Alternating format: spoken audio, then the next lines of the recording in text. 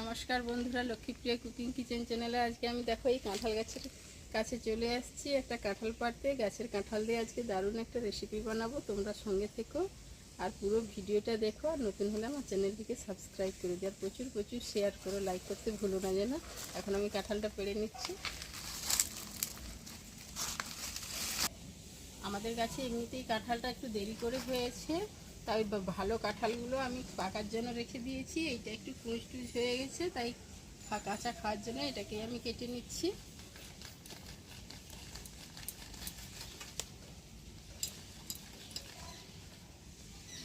এই গাছটাতে খুব দেরি করেই কাঁঠালটা হয়। অনেকের ঘরে এখন পাকা খাওয়া হয়ে গেছে, আমাদের এই কাঁচা কাঁঠাল কেটে নিয়েছি। চলো একটা ভালো সুন্দর রেসিপি বানাবো খুব সহজ পদ্ধতিতে, তোমরা আমার সঙ্গে থেকো।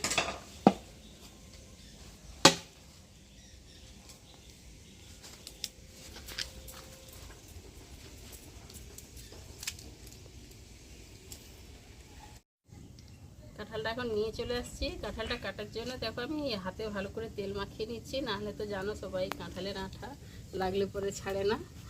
আমি হাতেও মাখিয়ে নিচ্ছি আর বটিটাতেও ভালো করে মেখে নিচ্ছি। আর এই যে জলটা নিয়েছি, জলের মধ্যে একটু তেল দিয়ে দিচ্ছি আর একটু হলুদ দিয়ে দিচ্ছি।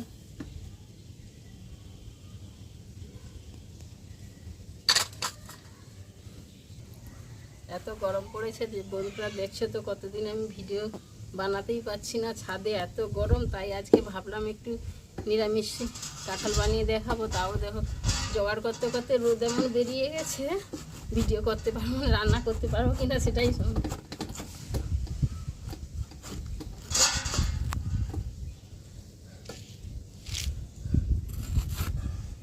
এভাবেই আমি জলে দিয়ে দিচ্ছি, আঠাটা মরে যাবে।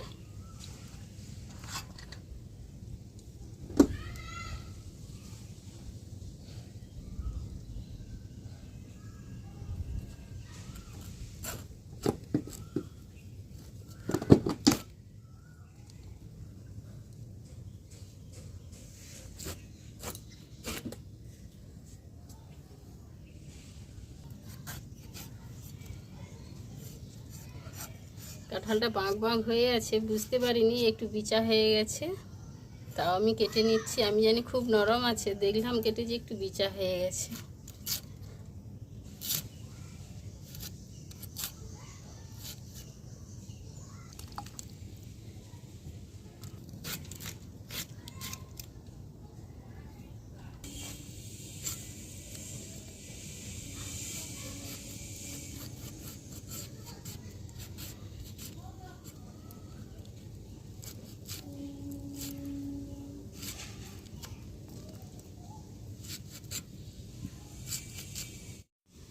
এঁচোড়টা কাটা হয়ে গেছে, এবার আমি ভালো করে ধুয়ে নিচ্ছি।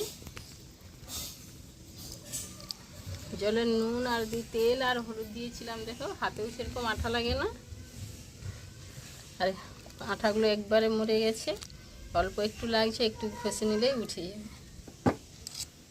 এবার কাঁঠালটাতে নুন আর হলুদ ভালো করে মাখিয়ে দিচ্ছি। কাঁঠালটা আমি খুব মানে কি বলবো, সিম্পলভাবে রান্না করছি। বন্ধুরা তোমরা আমার পুরো ভিডিওটা দেখো, আমি কিভাবে নিরামিষি এঁচোড় কষা বানাচ্ছি। নিরামিষি দিনে এইভাবে এঁচোড় কষা বলে সত্যি এঁচোড় কষা দিয়েই ভাতটা খাওয়া হয়ে যাবে। তোমরা এখন আমার সঙ্গে থেকো, দেখো আমি কিভাবে কাঁঠালটা রান্না করছি।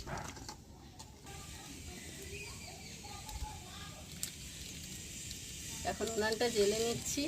আমি একটা ছোট্ট রান্নাঘর করছি, রান্নাঘরটা এখনও কমপ্লিট করতে পারছি না। এরপরের আমি ভিডিওতে ছোট্ট রান্নাঘরেই আমি রান্না করব।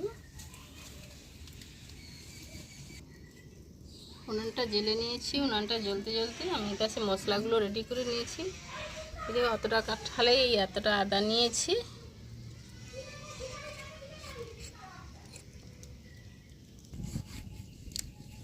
আমি পাশে মশলাগুলোও রেডি করে নিচ্ছি। একটা টমেটো দেবো, টমেটোটা কেটে নিয়েছি।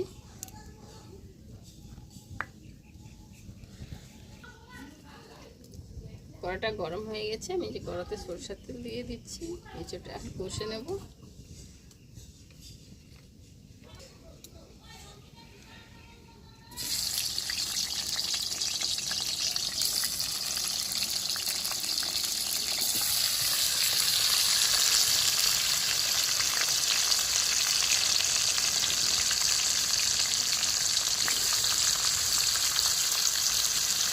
বেশি করে তেল দিয়ে দিচ্ছি, সব এঁচড়গুলোই একসঙ্গে কষে নেব।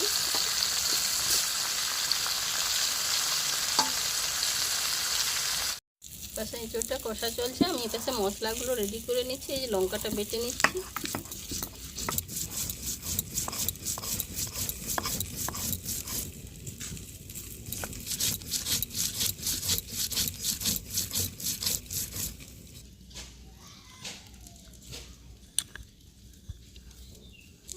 লঙ্কাটা বেটে নিয়েছি। এবার আমি আদাটাও বেটে নিচ্ছি।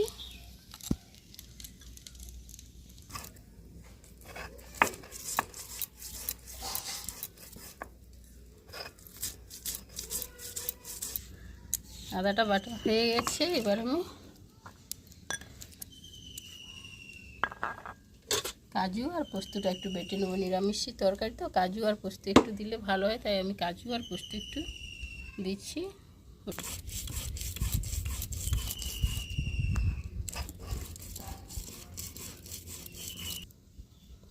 কাজু আর পোস্তটা আমি বেটে নিয়েছি। মশলাটাও রেডি হয়ে গেছে আর এঁচড়টাও একবারে কষা হয়ে গেছে। এবার আমি নামিয়ে নিচ্ছি। কড়াটা গরম হয়ে গেছে, আমি কড়াতে সরষের তেল দিয়ে দিচ্ছি। গরম মশলা, দারুচিনি, লবঙ্গ, দুটো এলাচ দিয়ে দিচ্ছি, শুকনো লঙ্কা একটা,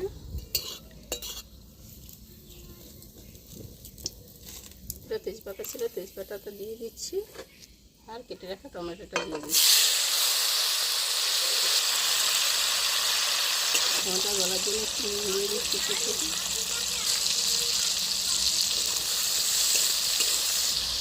টমেটোটা একটু গলা গলা হয়ে গেছে। এবার আমি লঙ্কা বাটাটা দিয়ে দিচ্ছি।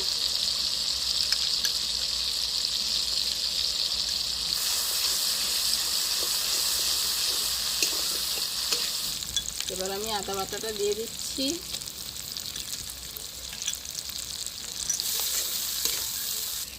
আদাটা কষানো হয়ে গেছে। এবার হলুদের গুঁড়ো দিয়ে দিচ্ছি,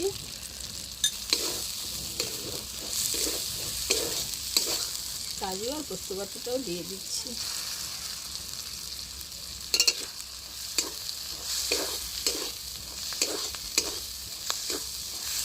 কষানোর জন্য উপর থেকে একটু জল দিয়ে দিচ্ছি।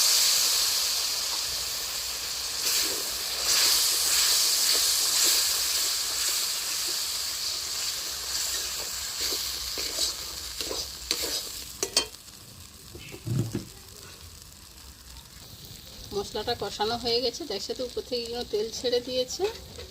এবার আমি এঁচড়টা দিয়ে দিচ্ছি।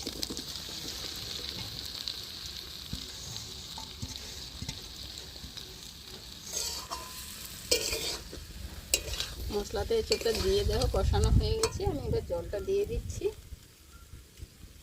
মশলা বাটার জলটাই দিচ্ছি, অল্প করেই জল দেবো, যেহেতু আমি কষা বানাবো তো তাই কম করেই জল দিচ্ছি। আমি এতে কিন্তু আলু দেই না বন্ধুরা, তোমরা যদি কেউ আলু পছন্দ করো তোমরা আলুও দিতে পারো।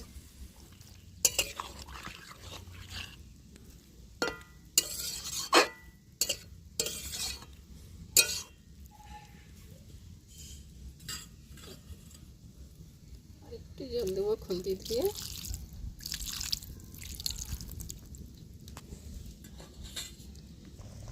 এঁচড় কষাতে নুন দেওয়া ছিল, তাই আমি অল্প করেই এখন উপর থেকে নুনটা দিয়ে দিচ্ছি।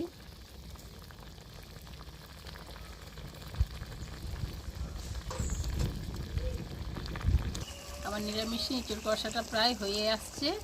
এই দেখো কীরকম রৌদ্র তাপের মানে বসা ঘি নিয়ে আসছিলাম, একবারে গলে একবারে সরষের তেলের মতো হয়ে গেছে। আমি উপর থেকে গা ঘি দিয়ে দিচ্ছি। ঘিটা দেখেছে কীরকম একদম তেলের মতোই গলে গিয়েছে। তাহলে আমি কী কষ্টে তাপে রান্না করতে হচ্ছে। তাই বন্ধুরা এতদিন আমি রান্না ছাড়তেই পারি না, অনেক দিন পরে তাই ভাবলাম একটু বানাবো। তাও এত রোদ, প্রচুর মানে কি বলবো কষ্ট হয়েছে। তাই বন্ধুরা তোমরা আমার পুরো ভিডিওটা দেখবে, আর এঁচড় কষাটা কেমন হলো আমাকে কমেন্টে জানাবে। আর পুরো ভিডিওটা দেখার জন্য ধন্যবাদ।